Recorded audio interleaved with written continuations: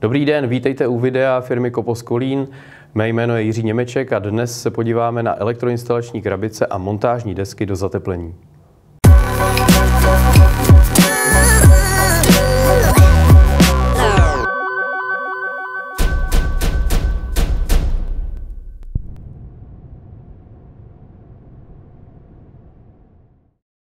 Pojďme se tedy společně podívat na produkty, které zde máme. Jedná se o systémy, které se dají zamontovat dokonce do finálně hotových fasád. Tyto systémy, které zde máme, a to bych rád podotknul, se mohou montovat v podstatě v jakékoliv fázi při zateplování. My známe produkty firmy Kopos Kolín, které se instalují přímo, kdy se realizuje zateplení. To jsou velice pevné, robustní elektroinstalační prvky, které slouží bezvadně, eliminují tepelné mosty a tak dále. To, co si dnes tady představíme, jsou ale krabice a montážní desky, které lze montovat do již zhotovené fasády. Představme si tedy případ, že budova je zateplená a my potřebujeme přidat například zásuvku nebo stačí tlačítko na zvonek. Jak tedy postupovat? Ze zateplené fasády nám nejspíš vykukuje nějaký kabel, který je přípravou na to, kde elektroinstalace bude umístěna. Tento kabel trčí ze zateplené fasády. Abychom v tomto místě vytvořili elektroinstalační krabici, použijeme tyto výrobky. Já bych doporučil použít jako první sestavu krabici KEFZ 80/VDZ.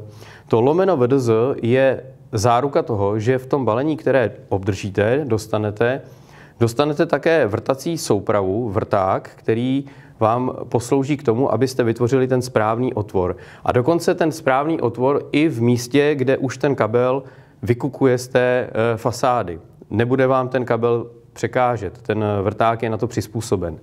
Takže prvním krokem je, že v tom místě, kde ta fasáda je narušená, vystupuje ten kabel, provlíkneme rámeček, který je součástí balení již zmiňované sestavy, připevníme si ho k fasádě pomocí tenkých vrutů nebo hřebíčků a tento rámeček nám zároveň slouží jako šablona otvoru, který chceme vyvrtat. Po jeho vnitřním obvodu narušíme tu krustu té fasády, to znamená tu perlinku s lepidlem a samotnou fasádou. To je velice důležité, protože je to poměrně pevná část té fasády a tím, jak je tam ta síťová perlinka, tak ta musí být narušena řezným nástrojem. Ten řezný nástroj to je to jediné, co v balení nenajdete, jinak nic jiného nebudete potřebovat. Takže pokud máte nasazený rámeček, použijete ruční vrták, vidíte, že ho protahuji kabelem a v tomto místě začnete vlastně točit tím vrtákem. K tomu, aby se nám lépe točilo tím vrtákem, je v balení ještě pomocná trubka, kterou si vkládáme do těchto otvorů.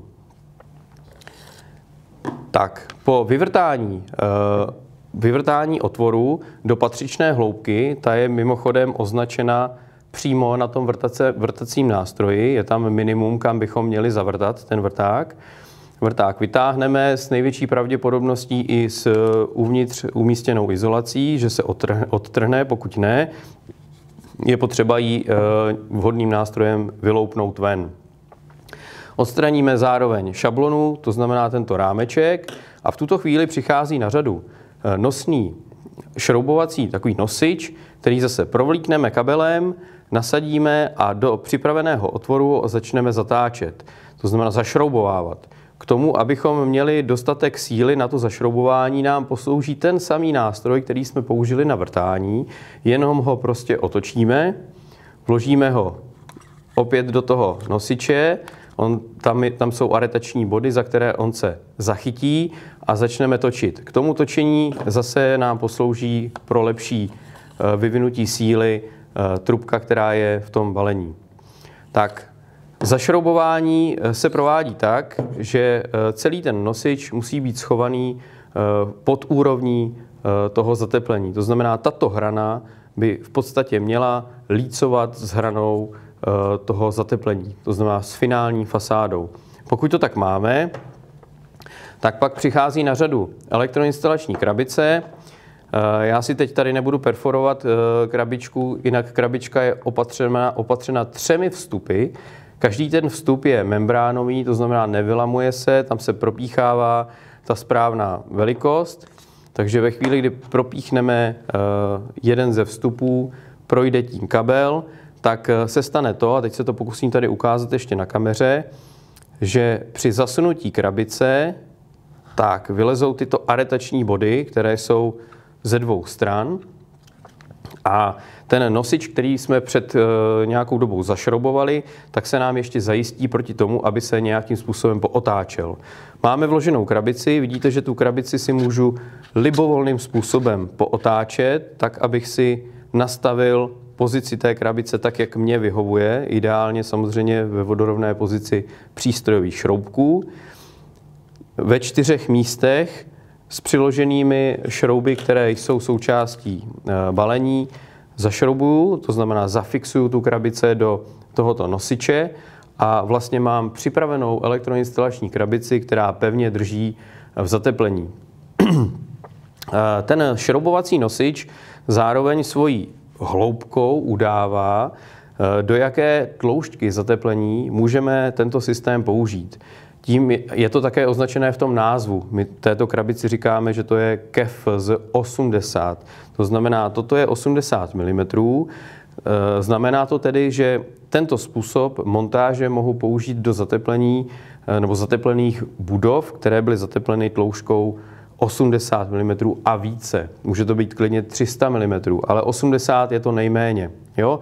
To znamená, když se vrátím k nějakým budovám, které byly zateplovány v dřívějších dobách, kdy se používaly menší tloušťky zateplovacích systémů, tak od 80 mm můžeme zateplovat.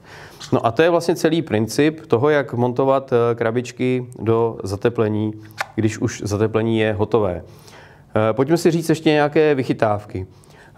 Pokud si objednám tedy sestavu KEFZ 80 lomeno VDZ, dostanu v té sestavě 4 komponenty. Samozřejmě šroubovací nosič, samotnou krabičku, pomocný vrtací nástroj, který slouží jednak pro vrtání a jednak pro šroubování toho šroubovacího nosiče, šablonu v podobě rámečku, samozřejmě patřičné šroubky a pomocnou trubku, která mi samozřejmě pomáhá jakoby zvýšit tu sílu při tom vrtání a při tom šroubování. Ve chvíli, kdy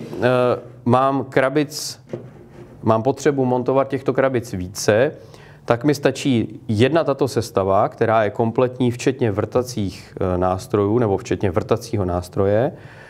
A další krabičky si mohu už koupit samostatně, kdy v obsahem balení bude pouze šroubovací nosič a elektroinstalační krabice KEFZ 80. Tak je i nazvaný tento set.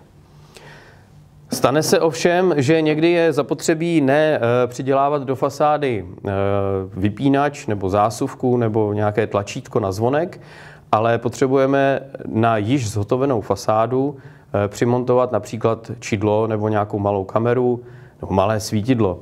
My jsme si tady v předchozích videích firmy Kopos vyprávěli o tom, jak se realizují montážní desky do zateplení. Opět zdůrazňuji, že to je velice robustní, kvalitní výrobek, nicméně tento výrobek, když je to klasická MDZ deska, se montuje spolu se zateplením. Když už je ale zateplení hotové, máme zde zase řešení v podobě nebo podobné tomu, co jsme si teď říkali. Ovšem ta destička je taková kruhová, zde ji vidíme a vlastně ta montáž je úplně stejná jako u elektroinstalační krabice. Zase začíná umístěním rámečku, šablony, naříznutím té krusty, fasády, vyvrtáním otvoru,